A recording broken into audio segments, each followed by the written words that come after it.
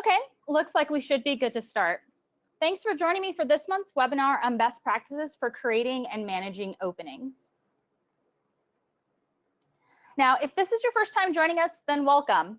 I'm Annette with the Recruiterbox team, and if you've ever written into support at Recruiterbox.com, then you might recognize my name.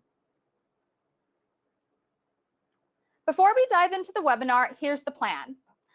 I'll be chatting for about 20 minutes, and then I'll leave another 10 minutes at the end for questions. More specifically today, I'll be sharing best practices for job openings in Recruiterbox. This will be broken up into two sections. First, creation and setup of your openings, and second, management and organization.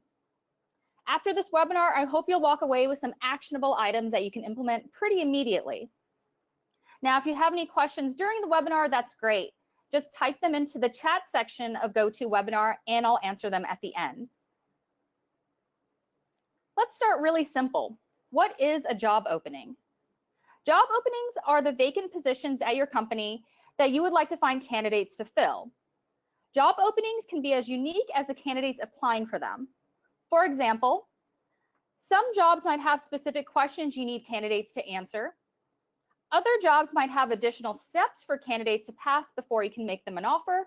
And in many cases, you'll have different teammates working on different openings. Recruiterbox's job opening setup allows you to organize your team and candidates based on the unique needs of each opening you need to fill. Furthermore, job openings in Recruiterbox have different statuses, depending on whether or not you're actively hiring for them, as well as how you'll be hiring for them. First are drafts. Drafts are openings that you're still working on that aren't ready to go live with just yet.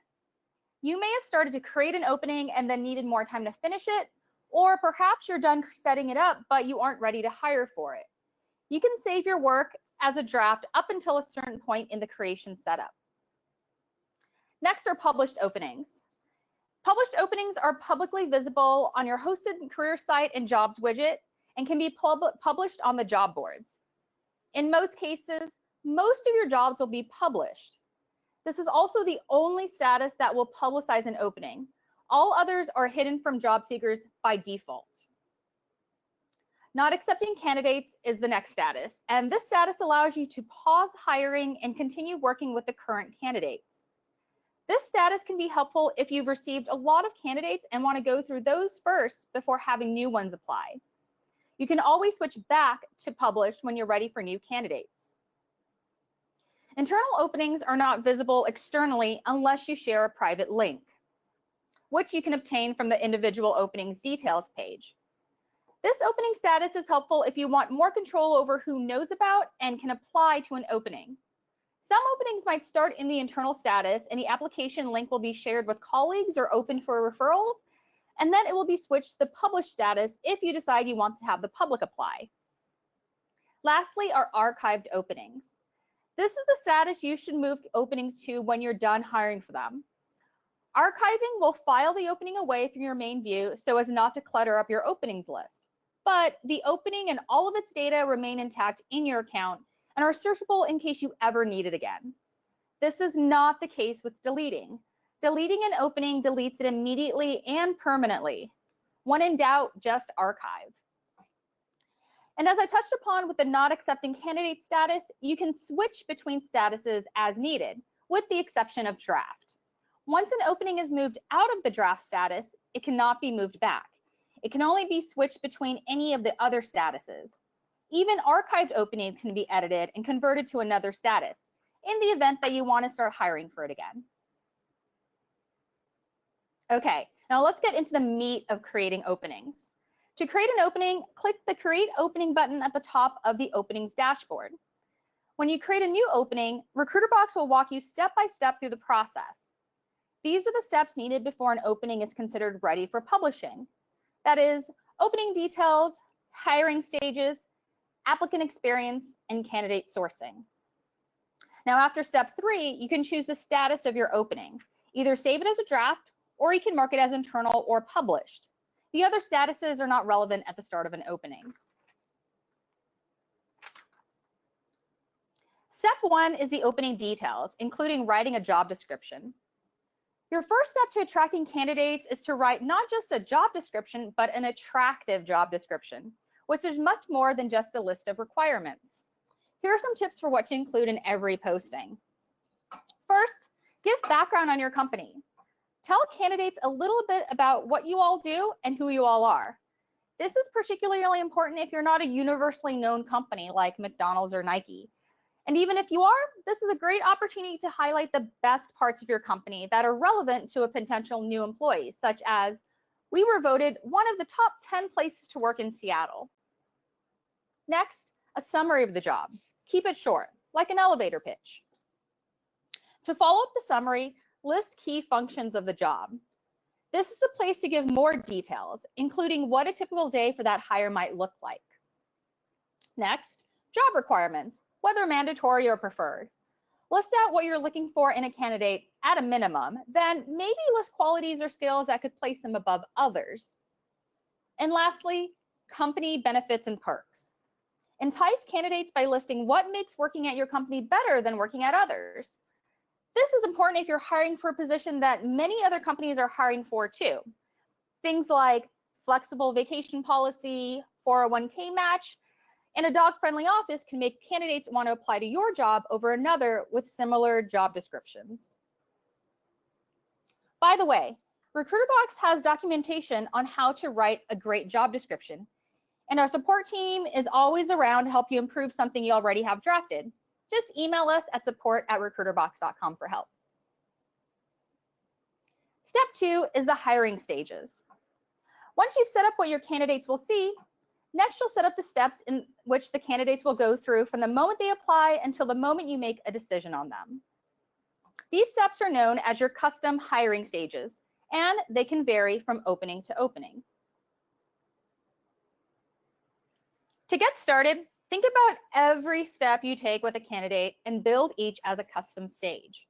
For example, if after you screen a candidate's resume, you like to do a quick phone interview with them, create that interview as a stage. There are 3 main types of stages, each with their own presets. First, interview stages. These will include presets for the type of interview, list of interviewers, and interview evaluation form. Review stages will include presets for list of reviewers, feedback evaluation form, and option to automatically send candidates to reviewers. Make offer stages will include presets for which offer template to use. There is also a plain stage type that does not include presets, but can be used for task-based steps or as a holding stage. I like to use these if I'm waiting for candidates to email me something like their references, or if I need to send or review a homework assignment that's part of the hiring process. Creating a stage for these tasks will let my team know at a glance that we're either waiting on something from the candidate or we have something to do. You choose which teammates will work on which openings and even which stages, allowing you flexibility on who helps with what, as well as creating accountability. When creating stages, you'll be prompted for who will help with them. There are 3 main types of roles on an opening. First is the stage coordinator. This is who will be in charge of the tasks within that stage, even if others are helping. Each stage has 1 coordinator. Interviewers. This will be any and all teammates who will participate in interviews for that specific stage. You can add as many as you'd like here. Reviewers are similar. Again, this will be any and all teammates who will participate in reviews for that specific stage. And again, you can add as many as you'd like. In the case of interview and review stages, these teammates are just presets. That is, when you create interviews or reviews for candidates in these stages, we'll pre-populate the task with the teammates you list in that stage. But you can always edit it on an interview by interview or review by review basis. This is super helpful if, let's say, you have a panel of interviewers for one stage, but one of them goes on vacation and you need to replace them with another teammate in the interim. Lastly, there's also a job admin role for those who need access to an opening but aren't assigned to a specific task. This can be used for teammates who need to view the activity and candidates within an opening, but won't be responsible for anything in particular. Next is step 3, the applicant experience. Now, creating a job opening is not just providing information about the job, but also setting up the experience candidates will go through, which includes the application form they will fill out. I recommend that you take time to customize your application form, which you can then reuse across your account. Ask as many or as few questions as you'd like and collect responses in a number of different ways that allow you to filter candidates based on those responses. As a best practice, application forms should be as brief as possible while still gathering the information you need to be able to successfully begin screening candidates. If needed, you can always ask additional questions via our questionnaires. Another part of the applicant experience is your first correspondence with candidates, which you can automate using our auto response feature. This will allow you to set up an opening to automatically email candidates upon receiving their application successfully. The auto response is a great way to let candidates know you received their application, share additional information candidates need to know, and set the tone for the rest of the hiring journey. The auto response coupled with the application form are great first steps in creating a positive candidate experience. As a side note, last month we did a webinar focused entirely on the topic of candidate experience, where we dug deep into application forms and auto responses and much more. A recording of this webinar can be found in our help articles if you search for Unlocking a Better Candidate Experience, or just email us at support@recruiterbox.com and we'd be happy to link you directly. Same goes for any other webinars, including today's. So now that you have your opening set up and published, let's talk about sharing it with the world of job seekers. Keep these tips in mind to give your opening the best shot on job boards. First, choose an opening title that is short and clear. We recommend sticking to just the job title and make sure it's a title that candidates understand and would actually be searching for. This means avoiding internal jargon or hiring codes. So if you're hiring for, let's say, a head chef, name it just that, head chef. Not, we are looking for an exceptional head chef, or HC-005 if you use HC to denote head chef at your restaurant and 005 to imply they're the 5th head of chef to be hired. No one outside your company knows what HC-005 means and thus will likely not be searching for that on job boards. Next, properly format the location. This is super important if you're posting to job boards. Most job boards organize their location-based searches on a standardized city, state, country, or city-country format. If you veer too far off this format, sites might misfile your listing or not post it at all because they don't know how to. To help with this, use one of the suggested locations from the Google dropdown in Recruiterbox. These are pre-formatted based on the way most job boards accept and sort openings. Simply start typing a location and choose the best match from the dropdown. Now, if you don't find a match, you might be using an unofficial location, like maybe you're listing a neighborhood rather than the actual city that it's in. In this case, choose the main city, then feel free to elaborate on a more specific location or even an exact address within the job description itself. Now, my last tip is to keep text styling simple.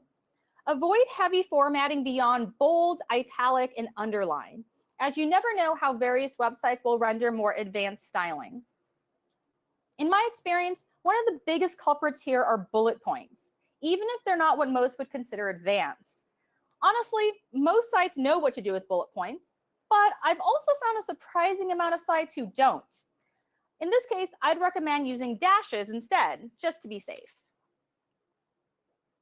Okay, coming up is my favorite pro tip that I share with all the clients I work with, and that is creating opening templates.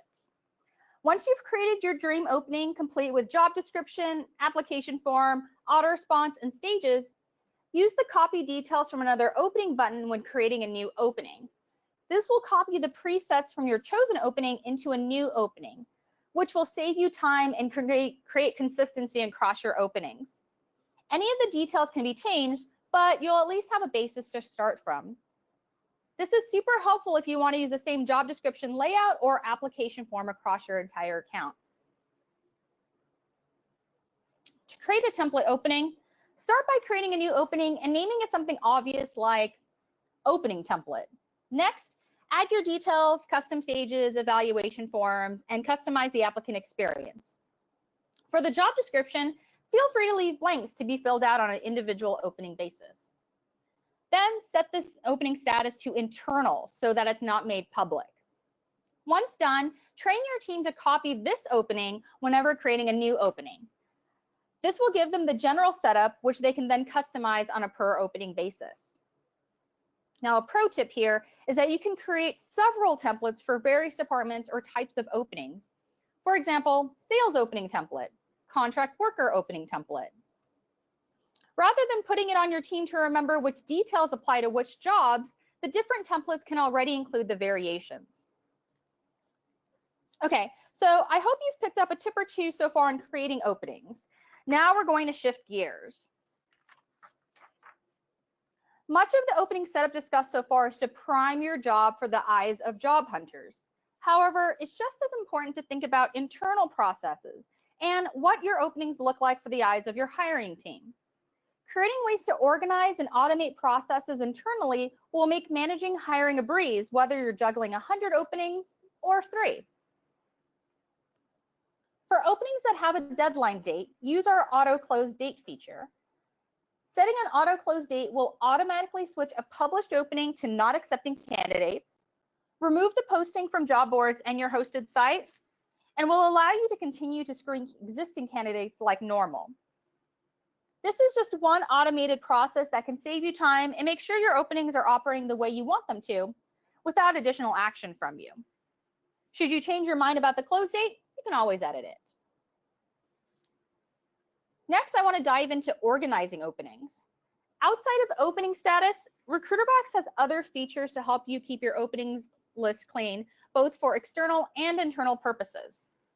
Recruiterbox's teams and tags are custom categories that you create to group openings in any way that you'd like. The main difference between the two is that teams can be seen by the public, while tags are only visible internally within Recruiterbox. Let's start with teams. Teams can be used to group openings in a way that is helpful to candidates searching for jobs on your hosted site or widget. For example, you can use teams to differentiate openings by departments at your company, such as marketing or sales, or types of jobs like entry level or senior level. An opening can be part of just one team at a time. Tags, on the other hand, can be used to group openings in a way that is helpful to your hiring team, searching for jobs within your account. These are only visible internally, so you don't have to worry about them making sense to anyone outside of your hiring team. For example, you can use tags to differentiate urgency of openings, like all the openings that you're hiring for immediately versus ones that you're doing ongoing hiring for, or you can use internal job codes here. An opening can have multiple tags as seen in the screenshot. You can then filter your openings by either tags or teams to narrow down a search. A pro tip here is to create a list of teams and tags that your team understands and will use consistently. This can make organization manageable, regardless of how many openings you have. Need to filter openings beyond status, tags, or teams, or maybe some combination of all of them? Recruiterbox allows you to create and save custom filters and even set them as your default view. To do this, simply use the Add Filter option to the left of your openings list. You can add multiple filters if needed here. For example, I'm filtering in the screenshot by all openings in the marketing team that are published. When you have your filter set, click Save Filter Group and give it a name. If you want this filter to be your default view when you go to your openings list, check mark the Make This as My Default Filter option. Okay, so the last part of this webinar is going to highlight some of the management features specific to individual openings. These are all found on each opening's details page. To start, you likely have information about an opening that isn't relevant to the candidate, but would be helpful to your hiring team. This information can help them create or manage the opening, as well as help them choose the right person to hire. You can store this information under additional details on the openings details page, where it's only visible to logged in users who have access to that opening. You can create your team's custom fields under Settings, Openings Configuration, Opening Custom Fields. Create fields that will provide information about the opening that Recruiterbox doesn't already collect. Some examples of fields could be maximum salary, which can help your team determine if they can afford a specific candidate or not. Anticipated employee start date, which can help your team determine how fast they need to hire someone. Or reason for vacancy, which can help your team determine how to hire for someone. For example, if the previous employee was promoted, then the hiring workflow used to hire them might still make sense. If it's a brand new vacancy your team has never hired for, though, that's also helpful to know. Pro tip, train those who create openings to fill out these fields on a consistent basis so that your hiring team can always rely on that helpful information being available when they need it. Have some of that helpful information stored in files. You can upload those directly to the openings details page under Documents and Files. This section is also only visible to logged in users with access to that opening. In this example, I've uploaded a couple different files, including a spreadsheet of the salary ranges based on candidate experience, which will help my team determine what to offer during the make offer stage. Recruiterbox also makes tracking internal conversations a breeze on an opening by opening basis. Use the comments tab on an openings details page to store all thoughts about a particular opening in one place for easy management. You can even tag someone in a comment. It works pretty much the same as comments on individual candidate profiles, but this is for a specific opening. So in this example, I've made a comment about how we're taking a little while to screen candidates, so I took it upon myself to work on that task, but I still want to know what happened. My colleague Danny tagged me in a comment after thanking me and also uploaded a report that he thinks we should discuss at our next meeting. Now, these are conversations that likely would have happened anyway, maybe in person or in Slack, but using the comments tab in Recruiterbox will allow me to find and refer back and respond to these conversations in a single and obvious place. Lastly, I want to introduce you to a brand new feature on opening pages, the history log. Now, this has been a highly requested feature, so I can practically hear the cheers despite you all being on mute. Check the openings history log to view date and timestamps of changes made to an opening, along with the name of the user responsible for the action. The history log can be accessed by clicking the three-dot icon near the top right of the openings details page and selecting View History Log. We log changes such as when the opening status is changed, additional details are added, files and documents are uploaded, and when users are added or removed from an opening. Now, here are some examples when you might want to check the history. First, you notice there's an outdated file in the Documents and Files section, and you wonder when the file was uploaded. Did someone upload the wrong file, or did they upload the file that was correct back on that date and now it just needs to be replaced? Another reason is maybe you went on vacation and just want to catch up on changes that happened while you were gone. Or you're unarchiving an old opening and need to be reminded of the original history of the opening. And lastly, maybe you're working on an opening and saved it as a draft, but suddenly it's published and it's on the job boards. Check the history log to see who changed the status. Maybe the opening needed to go live, but you were out of the office, so someone stepped in to help. How nice of them. Now, just to recap, today we went over an overview of job opening creation setup, as well as Recruiterbox features to help you manage and organize your openings.